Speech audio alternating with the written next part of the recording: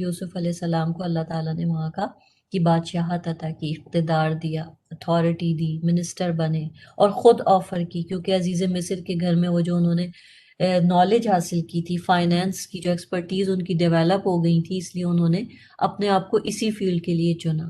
تو ہم بھی اگر کہیں پر نظر آئے کہ ہم کسی جگہ اپنی صلاحیتوں سے فائدہ پہنچا سکتے ہیں تو ہم اپنی خدمات کو آفر کر سکتے ہیں، یہ جائز ہے۔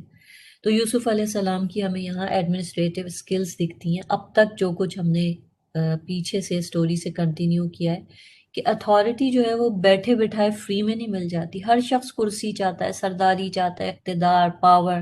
ہم اپنے گھر میں، اور خواتین اپنے بچوں پہ، ہسبینڈز اپنے گھرانے پہ، خاندان کے بڑے اپنی فیملی پہ، اور پھر سوسائٹی، اور پھر رولرز، لیڈرز۔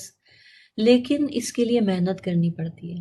اور پیچھے سے دیکھیں تو یوسف علیہ السلام جو ہیں وہ ہر جگہ ایک رول ماڈل کے طور پہ سامنے آتے ہیں۔ ان کی ذہانت، انٹیلیجنس، کہ انہوں نے کتنی خوبصورتی سے بادشاہ کے خواب کی صحیح انٹرپریٹیشن کی، پھر ڈیسیشن میکنگ کی کہ اپنے آپ کو پاک کیا، اس کے بعد باہر آئے پریزن سے، ایسے فری میں ایمنیسٹی ایکسیپٹ نہیں کی، پھر ہر پینک سچویشن کو ہینڈل کیا، چاہے وہ عزیز مصر کی بیوی کے ساتھ ہو یا جیل کے اندر ہو۔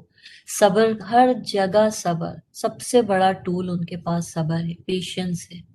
جس کو اتھارٹی ملتی ہے وہ شخص بہت بے صبرا ہوتا ہے، لیکن ہم یہاں دیکھ رہے ہیں کہ یوسف علیہ السلام کی پرسنالٹی میں صبر کوٹ کوٹ کے بھرا ہوا ہے۔ ہر مشکل سے، ہر ہارڈ شپ سے وہ صبر سے گزرے، اسٹرانگ ول ہے ان کی، کہیں پہ بھی انہوں نے کمپرومائز نہیں کیا، اپنی آئیڈینٹی کو انٹیکٹ رکھا، پیئر پریشر نہیں لیا، کرمنلز کے بیچ میں رہ کے بھی وہ محسن کہلائے۔